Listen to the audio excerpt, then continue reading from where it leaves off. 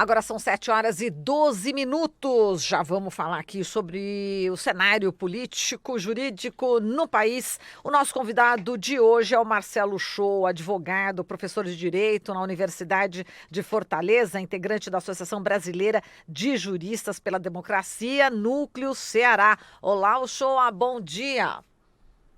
Bom dia, Marilu, bom dia, Glauco.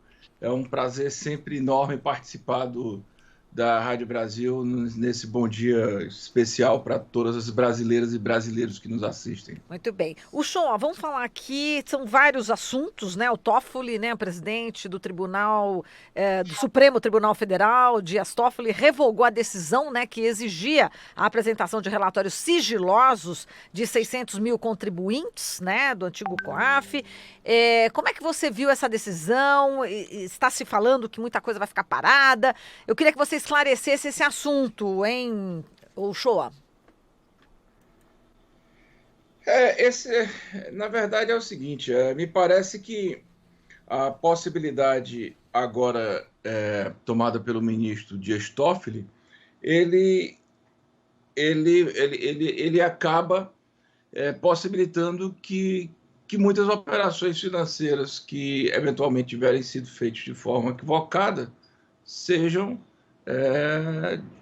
descontextualizadas, não levadas mais em consideração pelo Supremo Tribunal Federal. Havia um interesse de que isso acontecesse e, infelizmente, o ministro Dias Toffoli, não sei porquê, né, certamente alguma pressão, resolveu mudar a sua compreensão com relação a isso aí. Eram cerca de 20 mil relatórios sigilosos, né? Parece que, pelo que li, né, eu também não tenho certeza, centenas de milhares de informações, sobretudo de políticos com fórum privilegiado, e que agora não se tem mais o controle sobre isso, porque o ministro revogou a decisão de solicitar essas cópias ao COAF, né? Aí a gente não sabe bem quais serão as repercussões disso aí. Talvez seja já uma resposta à decisão que o Supremo Tribunal Federal deu pelo seu colegiado há 2 semanas na questão da impossibilidade de prisão, de execução definitiva de prisão em segunda instância. Exato. Vamos entrar nesse assunto agora, então, Shoa, aproveitando. A PEC da prisão em segunda instância, né? Enfim, parece que existe, né, essa possibilidade, né, de se votar, né, hoje, terça-feira, essas propostas. Agora, a gente está falando de uma cláusula pétrea, né, que é a presunção de inocência. E para se modificar isso, precisa de uma Assembleia Constituinte. Não dá para ser modificada apenas no Congresso, enfim, dessa forma como está sendo, não é isso, Shoa? Marilu, nós já conversamos sobre isso aqui quando a gente estava analisando a decisão na segunda instância. Eu entendo que essa possibilidade jurídica ela inexiste. São 2 PECs, né? Uma que busca alterar o artigo do Código de Processo Penal e uma que busca alterar o próprio artigo 5º. Ora, se buscar alterar o artigo 5º, isso é impossível, porque, segundo o artigo 60 da Constituição, cláusula pétrea não pode ser objeto sequer de emenda constitucional, né? Você falou que só uma nova Constituinte. Eu já defendo que nenhuma nova Constituinte pode, porque, na verdade, uma Constituição ela alcança marcos civilizatórios. Lamentavelmente, a nossa Constituição não tem esse dispositivo. Algumas, como a venezuelana, por exemplo, tem. Uma nova Constituinte, ela só pode operar no sentido progressivo dos direitos humanos, jamais regressivo, porque senão você estaria contribuindo com o avanço da regressão civilizatória. Então, essa possibilidade de mudança do artigo 5º, ela é totalmente inconstitucional. Por outro lado, na outra PEC, o que se busca é alterar o artigo do Código de Processo Penal. Na outra discussão que vem sendo feita, acho que na Câmara dos Deputados tem essa discussão. Bom, se mudar o artigo do Código Penal, aí vai dar inconstitucionalidade, Porque o que é que foi que decidiu o Supremo Tribunal Federal?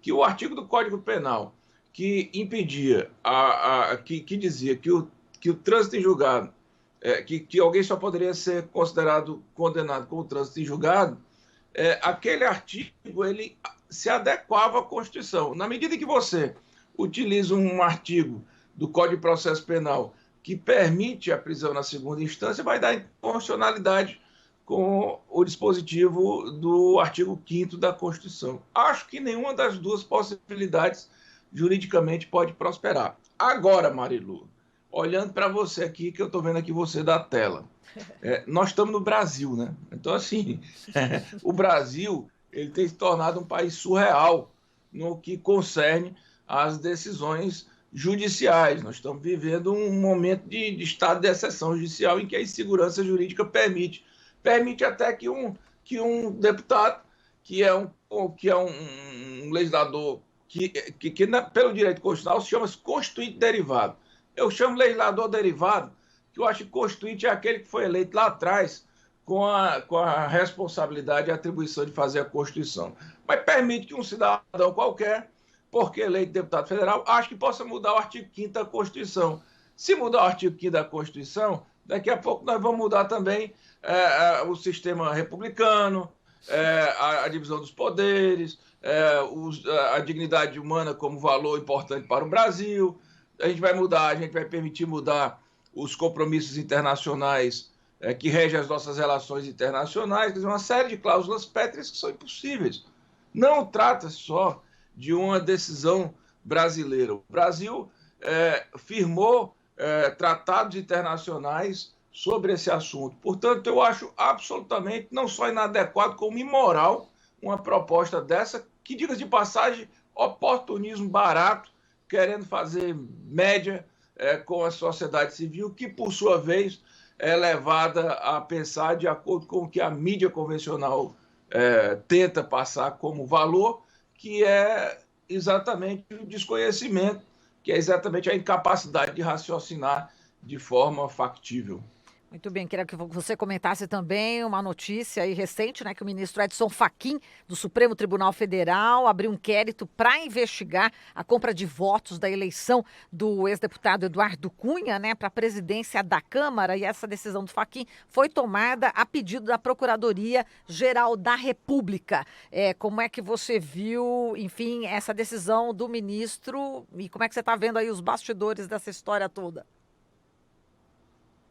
Eu não sei nem te dizer, porque, olha só, nós estamos falando aqui de uma situação que era para ter sido feita há anos, né? Veja só, vamos pensar aqui na cronologia dos fatos. O Eduardo Cunha, que todo mundo já conhecia quem era, né?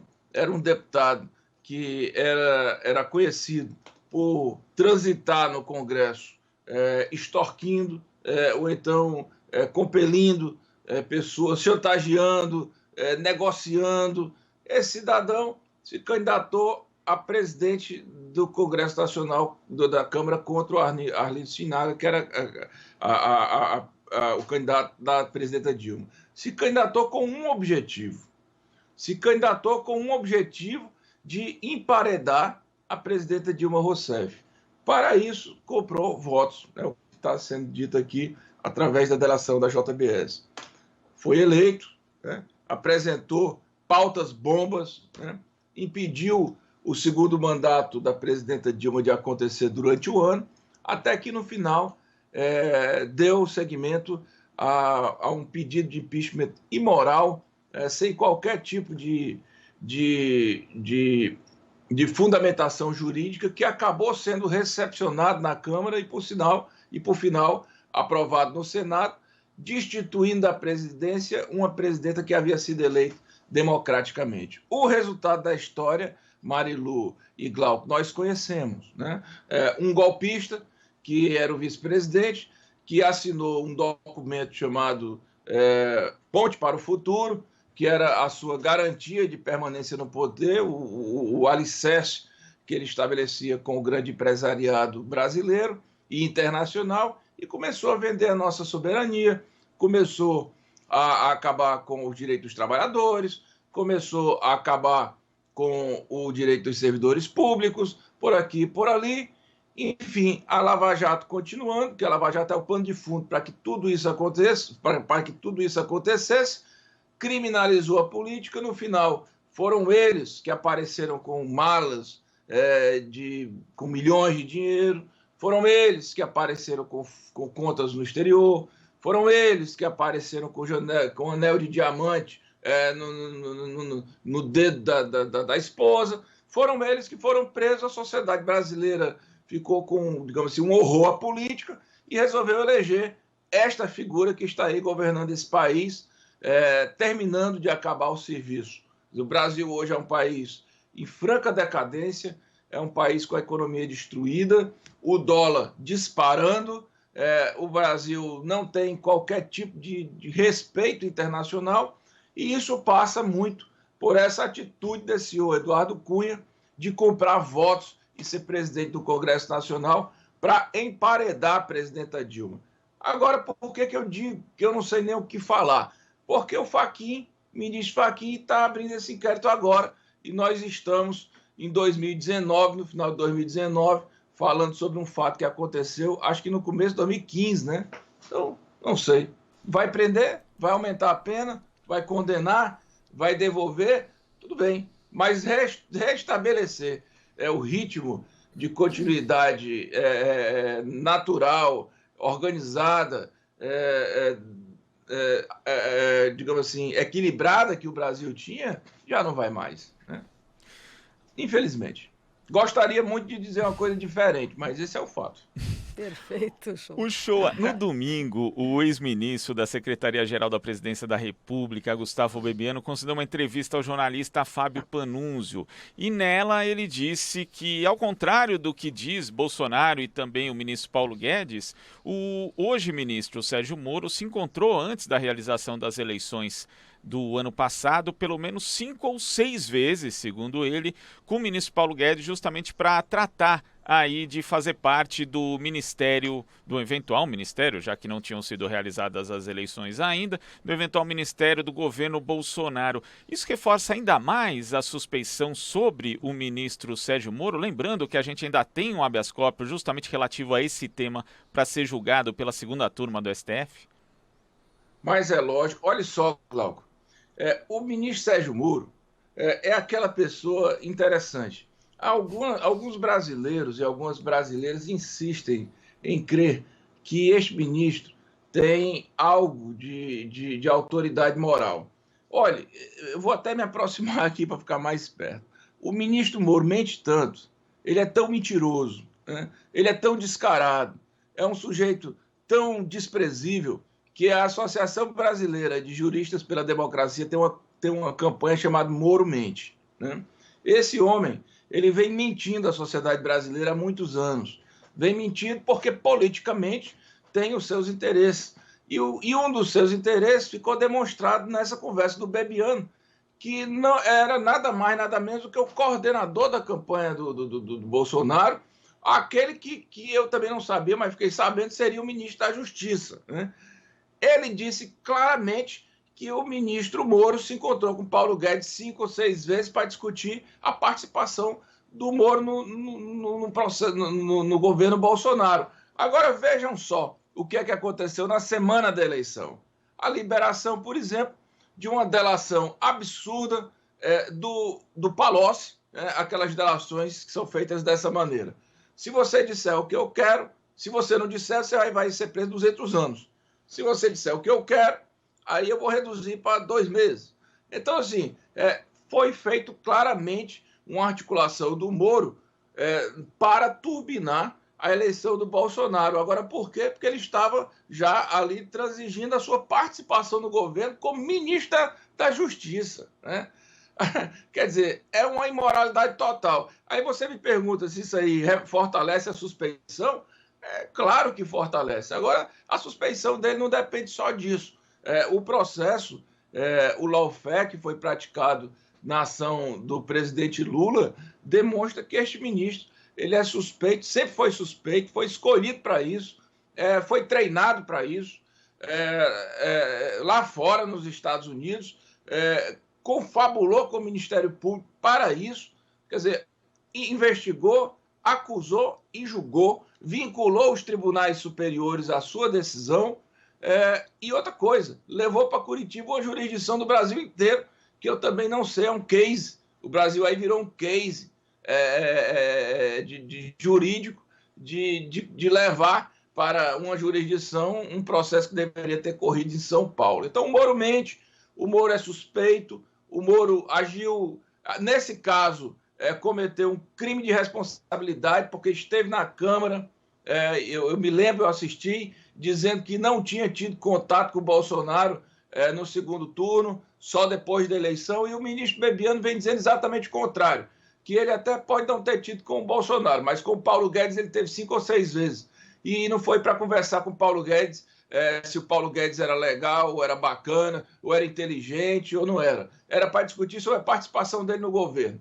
Aliás, o Bolsonaro também sempre deixou muito claro que o ministro Sérgio Moro iria para o Ministério da Justiça como uma escada para o Supremo Tribunal Federal. Quer dizer, o jogo estava pronto. O que não havia ainda era, efetivamente, esse tipo de declaração, que eu acho que é uma bomba, né? Assim, não se trata de uma revelação de um procurador da República revelada no áudio do The Intercept. É o ministro, é o Gustavo Bebiano, né? Que foi ministro da Casa, acho que da Casa Civil, salvo engano, do Bolsonaro, que esteve por dentro dessas articulações, no olho do furacão, dizendo claramente o que aconteceu, né? O Moro é um absurdo completo na história desse país, mas eu estou muito convencido de que a história reservará para ele um lugar todo especial na lata do lixo. Não tardará, pode ter certeza. Agora, você acredita, né, que o STF possa realmente decidir, né, por essa suspeição, ou seja, colocar o ministro, hoje ministro, mas o então juiz Sérgio Moro, realmente como suspeito e aí anular os casos, né, referentes ao ex-presidente Lula? Qual que é a tua expectativa em relação a essa decisão, Shoa? Eu tenho a obrigação de ser otimista, Marilu, porque eu trabalho com isso, né? Então, se eu não acreditar na justiça, como é que vai ficar a minha vida? Não é possível que, diante de um elemento desse, né, o STF não tome a providência. Seria muito bom também que a Câmara chamasse os dois, né? É possível, a Câmara... Acho que eu ouvi o Paulo Pimenta sugerindo fazer uma cariação entre o Moro e o Bebiano. Eu nem sei se precisa, as coisas já estão ditas. O Supremo Tribunal Federal tem de uma vez por todas, o Supremo Tribunal Federal tem que tomar uma atitude. Olha, não basta... eu vi muita comemoração, e lógico, uma situação de muita alegria ver o presidente Lula sair daquela carceragem absurda. Mas a soltura do Lula não resolve o problema. Nós queremos o Lula livre, né? Não é o Lula solto, é o Lula livre. O Lula não poderia ter sido preso nenhum dia. Aquele processo do Lula, todos eles precisam ser anulados. Aqueles processos são todos viciados. O presidente Lula foi vítima de uma covardia inaceitável do ponto de vista jurídico e inaceitável do ponto de vista político também. Nós estamos falando do presidente da República, que tirou 30 milhões de pessoas da zona de pobreza extrema. O Lula não é amado no Nordeste, por acaso não, Marilu. O Lula é amado no Nordeste porque foi o primeiro presidente que pensou que aqui no Nordeste existe um drama, que é o drama da seca, e tentou efetivamente resolver com a transposição do Rio São Francisco. É um homem que trouxe moradia para as pessoas que não tinham. Era um homem que conseguiu gerar um microcrédito para aquele camarada que não tinha um centavo, conseguir gerar um pouco de oportunidade na sua vida, colocar as pessoas na escola, colocar as pessoas na universidade, alavancou esse país, deu autoestima para todos nós. Então, este processo ele precisa ser nulo porque ele é imoral, ele é viciado, ele é ilegal, ele é radicalmente nulo, mas ele também precisa ser anulado porque é uma injustiça histórica com quem não mereceu absolutamente nada disso. O Lula vai ser, aí sim, ao contrário daquele que irá para a latrina da história, o Lula vai ser daqueles que vai passar para o panteão dos grandes homens da história da humanidade. Não tenha dúvida disso.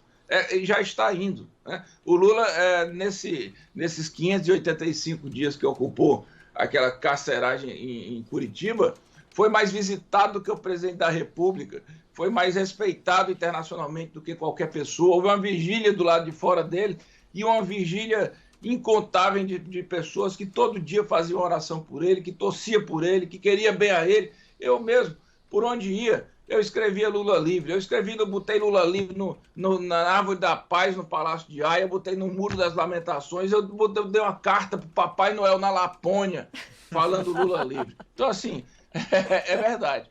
Então, assim, como eu, foram muitos, meu amigo. Porque o Lula foi objeto de uma covardia e não é justo. Ninguém tem o direito de ser julgado pelo juízo que não seja imparcial. A justiça tem a obrigação de ser um elemento neutro na apreciação dos casos que lhes são propostos. Todo mundo pode ser investigado, lógico. Não tem problema ser investigado. É chato, vai ter que se defender, mas não tem problema. Agora também tem o seguinte, ser investigado para ser condenado à primeira vista, aí não há possibilidade. E foi justamente o que este senhor Sérgio Moro fez, pensando um dia, sei lá, ser ministro da Justiça e chegar ao STF. Pois não chegará. Se chegar, chegará pela porta dos fundos, como um homem desmoralizado, um homem desacreditado na comunidade jurídica, um homem cuja credencial será zero.